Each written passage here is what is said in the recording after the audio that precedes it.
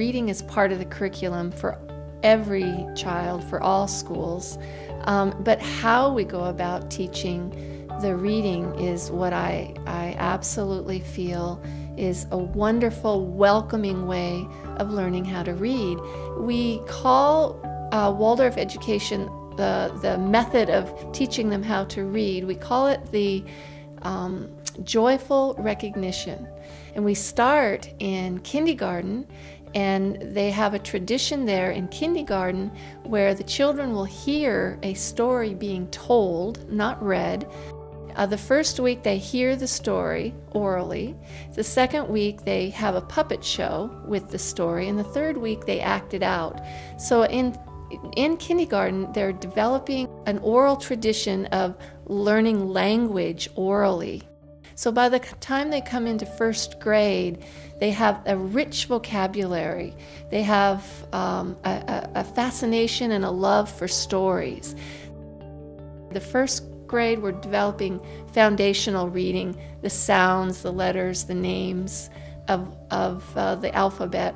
Children now will hear a story once in our language block, and then they will, the second day, they will recite or review or retell the story by memory, and then they write about the story. First, we have a picture. This is a story. In second grade, we have a picture of, this is our saints block. It's a language block, and this is St. Francis and the Wolf. So we first hear a story from teacher, from me, and then we draw a picture. And then after that, the next day, we review the story, and then we write about the story. And by second grade now, we've laid the foundation of reading. We know our letters, we know the sounds of letters, and we start working on writing as a group about the story. And so here the children will be writing, the people in the town of Gubbio were having a bad time, and so forth.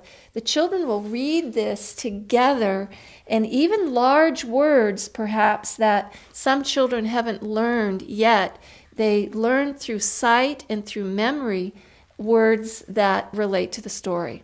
So here's an example of writing in second grade, and they joyfully read because they relate and identify with the words. The words aren't abstract, the words relate to their imagination, and then they read.